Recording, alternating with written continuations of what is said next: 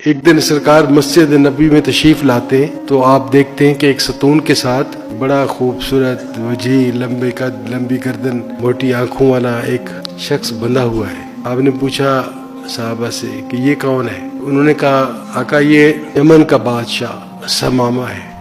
تو آپ نے فرمایا اس کو کیوں باندھا گیا ہے؟ انہوں نے کہا آقا باقی جتنی بھی اس کی فوج تھی، اس کے ساتھ جو لوگ تھے، ان کو تو ہم نے ان کا فیصلہ کر دیا ہے، یہ چونکہ بادشاہ تھا ہم نے کہا بادشاہ کا فیصلہ آپ خود فرمائیں۔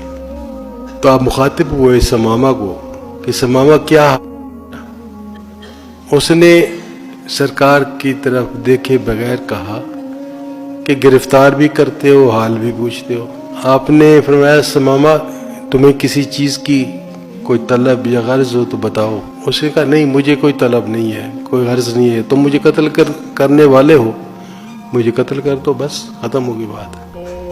اب وہ منہ پھیر کے یہ سارے جواب دے رہا ہے تو سرکار فرماتے سمامہ میری طرف تو دیکھو، یہ مکالمہ 3 دن چلتا ہے اور اسی پیٹرن پہ چلتا ہے، اور ظاہر ہے صحابہ بڑے بے چین، تلواروں پہ ان کے ہاتھ کہ اشارہ ہو جائے ابھی اس کی گردن اتار دیں۔ تیسرے دن جب آپ نے اسی طرح گفتگو کا آغاز کیا اور اس نے بھی وہ اسی طرح جواب دیے بغیر دیکھے ہوئے، تو آپ نے فرمایا سمامہ چلے آج سے تمہیں ہم آزاد کرتے ہیں۔ اس کو اپنے کانوں پر یقین نہ آیا کہ 3 دن سے بدتمیزی کر رہا ہوں، میں اس شخص سے کر رہا ہوں جس کے قبضے میں میری اس وقت جان ہے۔ اتنا مہربان، اتنا رحم، میں نے تو آج تک کوئی ایسا جنرل بھی نہیں دیکھا، کوئی بادشاہ نہیں دیکھا، کوئی شخص نہیں دیکھا جس کے ساتھ بدتمیزی کرو اس کے پاس طاقت بھی ہو اور وہ معاف کر دے۔ پہلے تو وہ سکتے میں چلا گیا نا کہ یہ ہوا کیا ہے۔ جب صحابہ نے اس کو کہا کہ بھائی جاؤ تم، اب تو سرکار نے آزاد کر دیا ہے، تو آگے سمامہ بولتا ہے، کہتا ہے جب میں وہاں سے نکلنے لگا مسجد نبی سے تو میں نے کہا ایک دفعہ اس کو دیکھ تو لوں جو مجھے 3 دن سے کہہ رہا ہے کہ میری طرف دیکھو۔ مڑ کے میرا دیکھنا تھا تو اس کے بعد میرا دل میرے قابو میں نہیں رہا، میں آگے کی طرف دوڑتا تھا، دل میرا پیچھے کی طرف کھینچتا تھا۔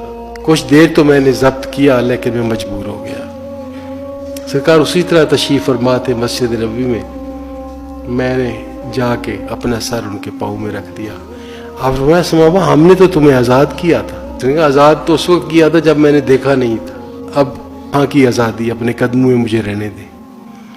یہ واقعہ صرف میں نے پڑھا ہے یا اس کا القاب میرے اوپر ہوا ہے؟ لیکن میں بار بار اس بات پر اصرار کرتا ہوں کہ صوفیہ نے نبی کریم صلی اللہ علیہ وسلم کے اخلاق حسنہ سے یہ چیزیں زیادہ اپنی زندگی میں لاگو کی تھی۔ کسی سے نفرت نہیں کرتے تھے۔ ہم تو بھائی سیدھے سادے لوگ ہیں، ہم نے اپنے صوفیاء کو دیکھا ہے، ان کے کردار کو دیکھا ہے، ان کی تعلیمات کو دیکھا ہے، ان کے ہاتھوں لاکھوں مسلمان ہوتے دیکھے ہیں۔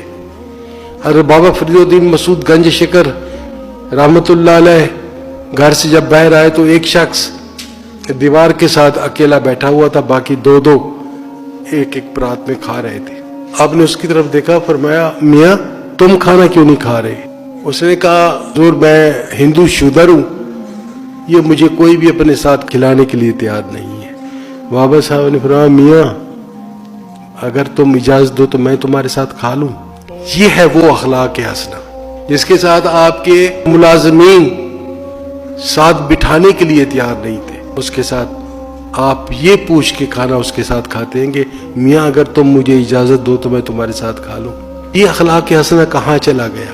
تو میں تو بڑے عرصے سے کہہ رہا ہوں، اب تو بوڑھا ہو گیا ہوں کہتے کہتے، کہ صوفیہ کی تعلیمات جو ایکچولی اسلام کی تعلیمات ہیں ان پہ آپ چلیں گے تو پاکستان کو آپ بچا لیں گے، ورنہ اس ملک کا اللہ حافظ ہے۔